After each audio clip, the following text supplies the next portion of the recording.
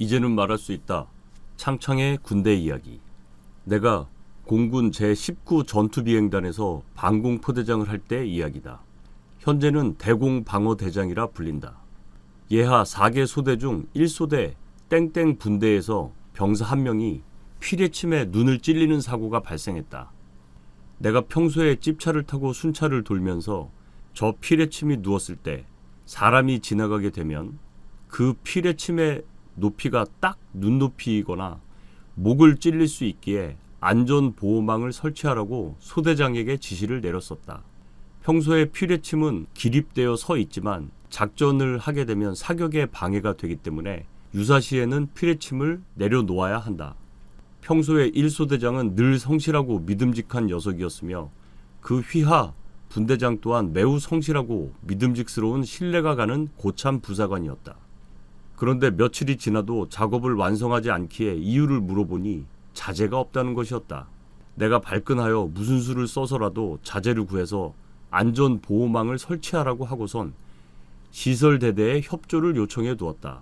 당시 시설대대 운영계장은 내 사관학교 1년 선배님이셨다.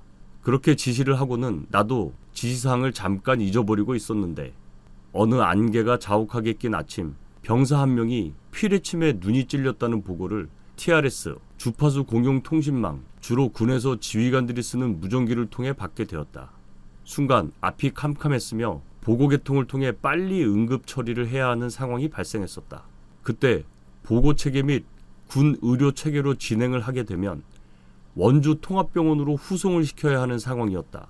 그러나 군 앰뷸런스는 이미 다른 곳에 대기를 하고 있었기에 나는 내 차로 그 병사를 무조건 서울로 출발시켰다. 일단 어느 병원으로 갈지는 모르겠지만 우선 서울로 출발부터 시켰던 것이다.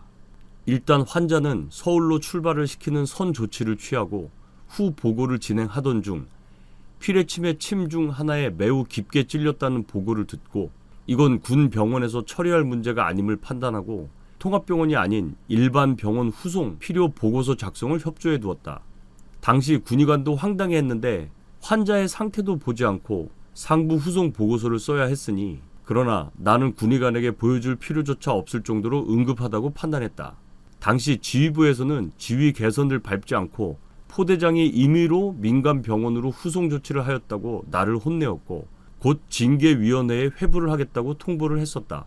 하지만 나는 그 상황에서 군병원으로 후송을 할 경우 이 병사가 수술에 필요한 절대 시간을 놓칠 것이며 혹시라도 실명을 할지도 모른다는 판단 때문에 서울의 가장 큰 안과 전문 병원인 삼성 서울병원으로 후송을 시키기로 결정을 하였고 부모님들에게도 최우선으로 이 사실을 통보하였다.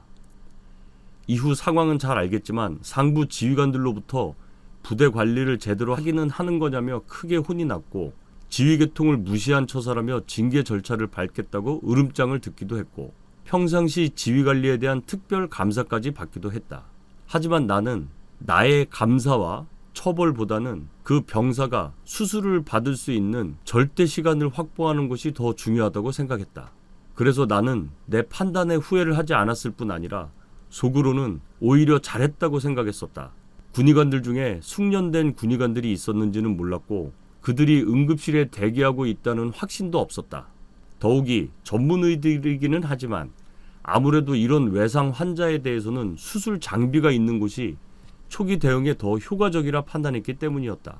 결국 보호자들은 나의 초동 조치에 대해서 매우 만족해 하셨고 후에 두고 봐야겠지만 초기 수술은 아주 잘 되었다는 통보를 받았다. 그리고 그 녀석의 소식은 더 듣지 못했는데 일단 통합병원에 입원을 하게 되면 더 이상 우리 소속이 아니다. 소속이 우리 부대에서 병원으로 군적이 옮겨지게 되고 파견이 아니라 전속을 가게 된다. 즉 더 이상 내 부하가 아니게 되는 것이다. 그리고 그 병원에서 의가사 제대를 했다는 소식을 후에 들었다. 나는 이 시스템도 좀 문제라고 보는 게 사고가 난 부대의 지휘관은 병사가 통합병원으로 전속을 가게 되면 아무런 지휘권이 없기 때문에 소식조차 들을 수가 없게 된다. 그 병사가 개인적으로 지휘관에게 연락을 하지 않는 한 공식적인 보고를 받을 방법은 없다. 이 사건이 나고 한참 뒤에도 우리 소대장은 그날의 사고에 대해서 가슴 아파했으며 분대장 고참 중사도 늘 내가 순찰을 돌 때마다 나에게 미안해했었다. 사실 나도 지휘관을 하면서 무사고 지휘관을 하고 싶었지만 이 부분에 대해서는 늘 미안해했다. 그 녀석이 잘 지내고 있는지 궁금하다. 벌써 20여 년 전의 일이다. 나는 아직도 그때 왜 내가 좀 더 미리 지시사항을 확인하지 않았을까 하는 죄책감이 든다. 평상시에는 아무런 문제가 없다. 하지만 그날은 안개가 낀 날이며 장비 점검 때문에 포상 주의를 드나들었어야 했기 때문에 그런 문제가 발생한 것이다. 우리 군대는 안전사고가 자주 발생한다.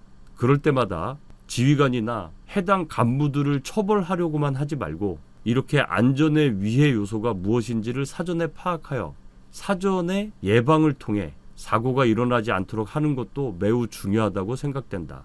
특히 군의 의료 체계상 보고 개통을 통해서 보고를 하고 정식 절차를 밟게 될 경우에는 환자 개인이 골든타임을 놓치는 그런 불상사가 발생할 수도 있다.